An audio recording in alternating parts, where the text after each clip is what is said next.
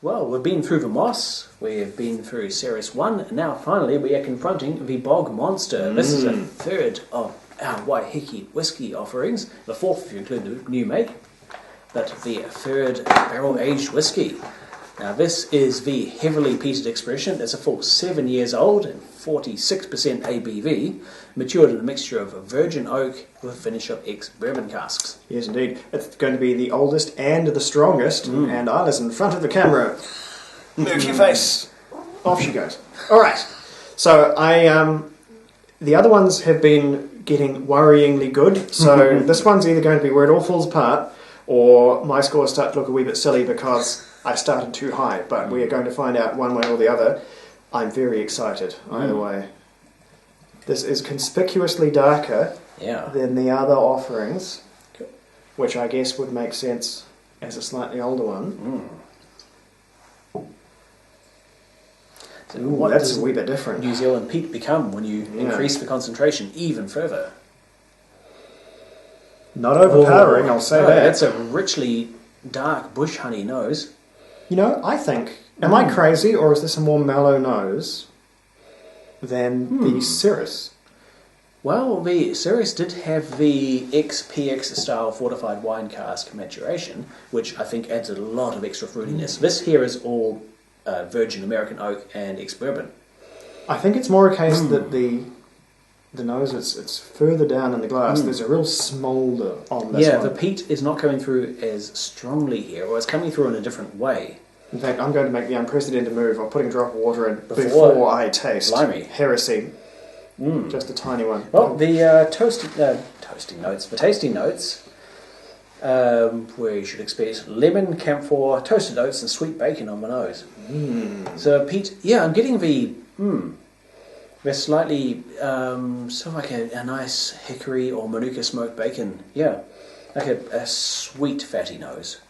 I think those couple of drops have brought things sort of further to the front of the glass here, and it's a bit more discernible. I think what's happening here is that the peat levels have now gotten suitably high to be genuinely in charge of the whisky, rather than the incredibly strong floral impact of that new make. Well, not that it's new make anymore. This is 7-year-old whisky. This is, by modern standards, by New Zealand standards especially, pretty jolly old. Yeah. Oh, there it goes. There's some maple bacon happening now.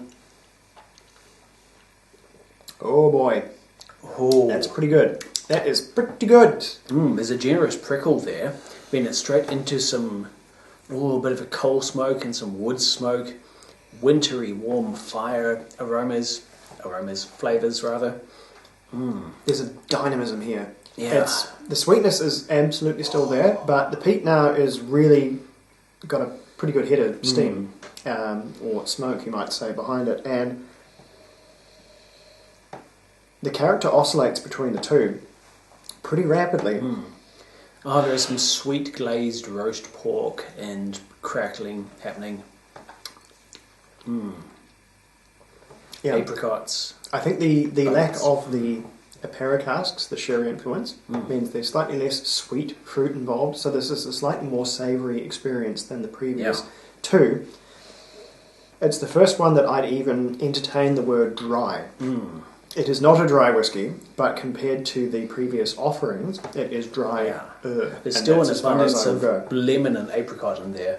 It's still richly fruity. And the tasting notes tell us it's salted caramel, sweet bacon, and earthy and salinity. More or less. I think this is for the first time with these accelerating peating levels, this is the first time I'm getting something that is reminiscent of Islay peat. Yeah, there's some more distinct saltiness coming through. It's the driftwood. Yeah. It is the smoky driftwood, which you can find in everything from Collier to Bowmore to Talisker to Tobermory, if you want to go that far afield. That now is communicating these more traditional flavours, and it took this high peating level for it to get there. A little water has activated some of that peat on the nose. It's much more noticeable now. It's still that more inland mineral kind of a peat, obviously not the briny, maritime-y, boggy peat. So Ooh, I think likewise on the tongue, but it's brought out some of the sweetness too. There is sweet fruit, there's sweet glazed roasted meats, but also some rich, earthy smokiness too. yeah. This is, I think my favourite was the medium. Okay. Was the moderately peated, and I think it was because that injection of really sweet fruit character from the Apera casks propped up that side of the whiskey that just mingled so well in with the really soft peat and the incredibly strong floral component that this one, though it's got more peat going on, it's different as opposed to better.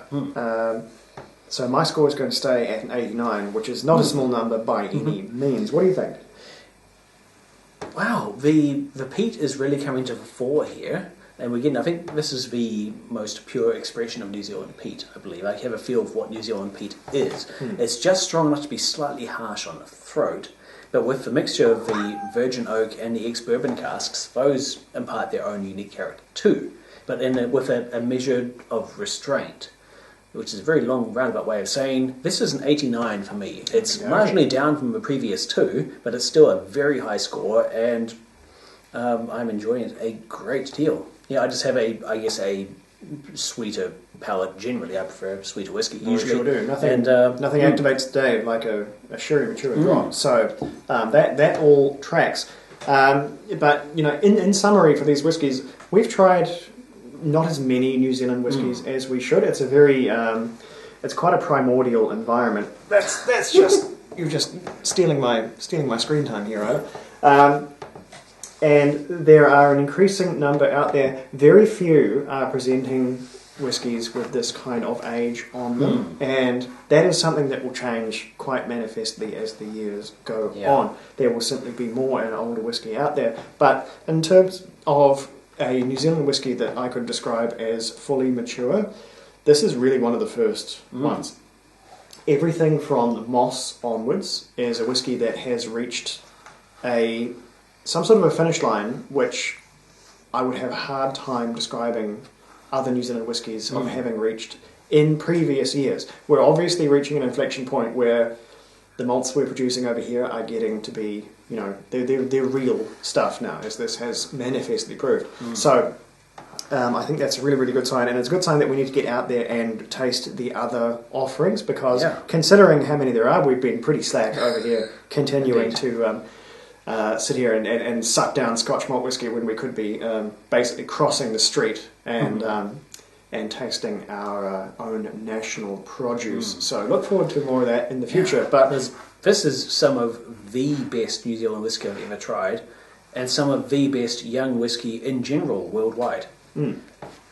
So no, really, Waiheke Whisky not mucking around by any means. Yeah. So if you yourself have any means of tasting them, and this is where it gets problematic, we deeply recommend that you do so. I will link to their website in the show notes, and I will also link to a tasting video by the far more professional First Fill Whisky channel, I almost said a colleague, but not a colleague, but a contemporary of ours, also from New Zealand, who got the t-shirt and everything. No expense was spared.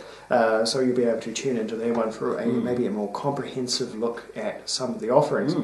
But yeah, special thanks to Waiheke Whisky for sending us this tasting pack. It has been a real experience and a privilege to try. Absolutely. So yeah, cheers again for those guys, and keep an eye out for this one. If you can get it, you probably should. Anyway, Slanger, this has been the Single Malt Review. Thank you for sticking around. What a long one. Cool.